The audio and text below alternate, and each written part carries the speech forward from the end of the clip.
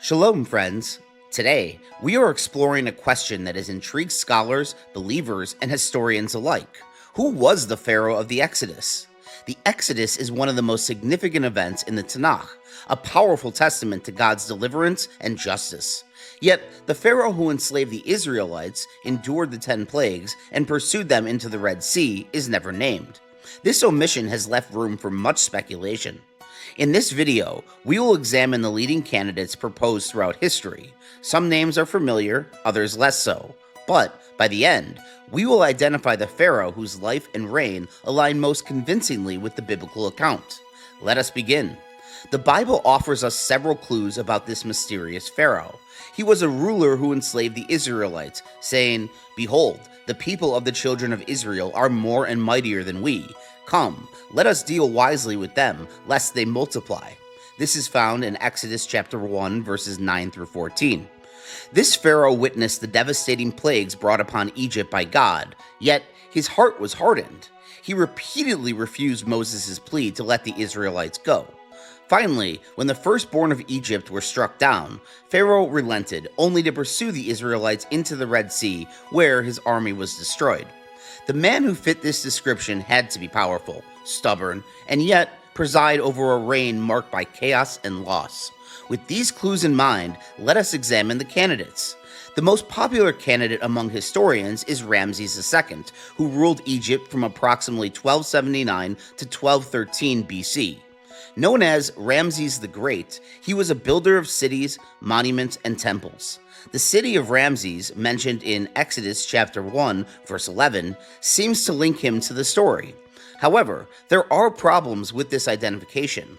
No archaeological evidence of a mass Israelite departure exists from his reign, and the name Ramses may have been inserted into the text at a later time to reference a city familiar to the audience. Rameses II remains a strong candidate, but questions linger. Next, we consider Thutmose III, the powerful ruler of the 18th dynasty, who reigned around 1479 to 1425 BC. He was an expansionist pharaoh, often called the Napoleon of Egypt, and his reign aligns with the biblical timeline given in 1 Kings chapter 6, verse 1.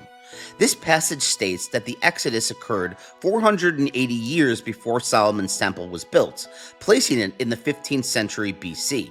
Thutmose III's dominance and building campaigns could explain the Israelites' suffering.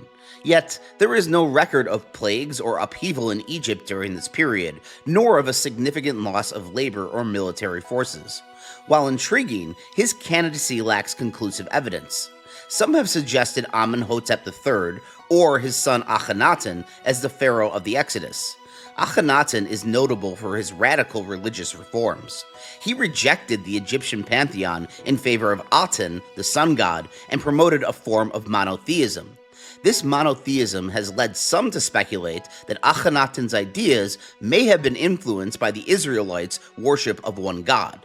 Additionally, the Amrah letters, written during his reign, describe unrest in Canaan, suggesting a time of transition.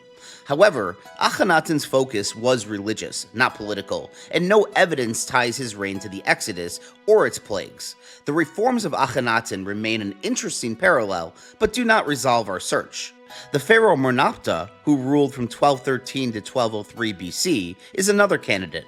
The Merneptah stele, an inscription from his reign, contains the earliest mention of Israel as a people already in Canaan. If the Exodus occurred just before this time, Merneptah could have been the pharaoh who witnessed these events.